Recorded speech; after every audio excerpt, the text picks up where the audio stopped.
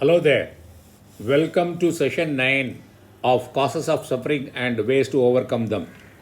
The last session, we started seeing the sutra, third sutra of the past, chapter 2. Avidya, Asmita, Ragadvesha, Abhiniveshaha, Panchakleshaha. What are the five kleshas? Avidya, not knowing things as they are. Asmita, ego. Raga, excessive attachment. Dvesha, aversion. And Abhinivesha, clinging on to the body or the fear of death. These are the five causes of suffering we saw. And we saw the word klesha, it has come from the root klish. To klish meant to torment, to suffer, okay, to misbehave. All that we saw in the last session. Now we will see these kleshas, these causes of suffering. What are they? The five things. Avidya, Asmita, Ragadvesha, Abhinivesha. They create vrittis, the thoughts in our mind. And why do we need to remove them? Because they are the enemies, our enemies. All the negative tendencies and like anger, jealousiness, okay, delusions, arrogance, all these are nothing but kleshas. So they create problem for us. That's why we have to remove them.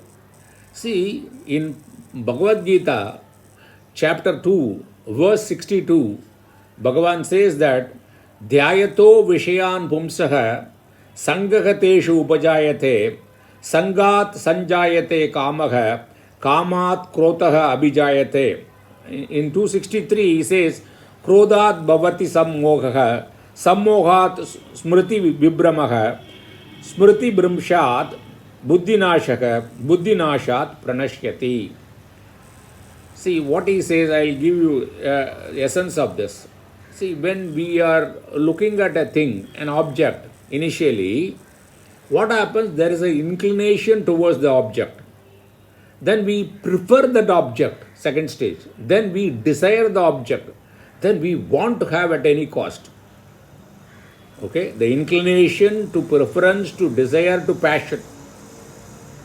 The passion means it's like the inclination is similar to a small stream, then the preference is a strong stream, then desire is like a river, and passion is like a deluge, flood. So the flood, if anything comes in between, it just breaks open and it creates a lot of damages, the flood. So whenever we want something and it becomes a passion and anything comes in the way, either it breaks it apart, okay, and you get angry. Whatever comes in between you and the object of your desire, you get angry, whether the being or things. Then when the anger keeps on increasing, it dilutes your mind. That is called delusion. Suppose you think that you achieve what you want. Are you happy? Then you look down upon people who have less and you envy people who have more. Then you want more, you want more, you want more, right? That's what our life has been. Then once you achieve more, then you have a fear. Whether somebody will steal, somebody will kill me for my money, my asset. Whether my children will get spoiled because of the excessive money. Whether they will get into drug addict or they will have all the bad habits. Initially, you want money for your security, then you appoint security to keep for your money. So this keeps on going. So initially just an inclination, if it is not properly channelized and controlled, it becomes what? That's what he says, that Dhyayato Vishayan Pumsaha. When you pay attention to an object, Sangahateshu Abhijayate. Then you create an association with the object. Then from that association, desire comes. From the desires, if it is not achieved, anger comes. From anger, delusion comes. From delusion, then the memory is confused.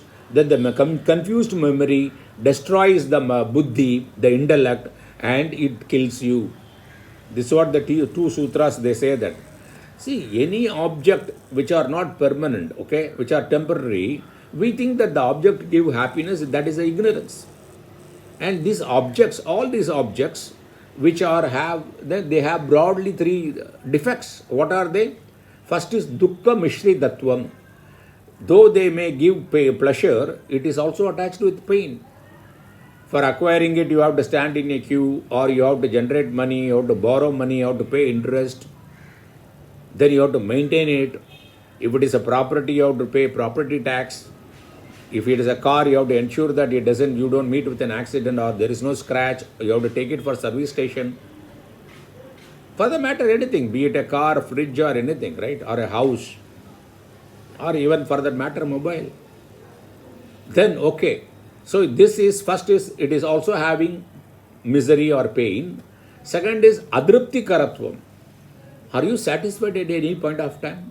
If all these things, the objects are going to make you happy forever, then all rich people should be happy. Before buying a mobile, you thought that mobile will give me happiness. But having bought the mobile, it is 3 years old now. Now you are looking for a new technology, a better mobile, more facilities, right? It goes with everything, be it your house or a fridge or anything for the matter, any relationship or also. Then we say before getting into a relation, we think that this will give me happiness. Then after getting into the relationship, we think that I wish it is slightly different or better or bigger or something, right? This is the attitude, right? So it has got the second defect is adripti karatva. The third one is yes, it has got a misery, it has got a dissatisfaction. Then let me give it up. It won't let you go.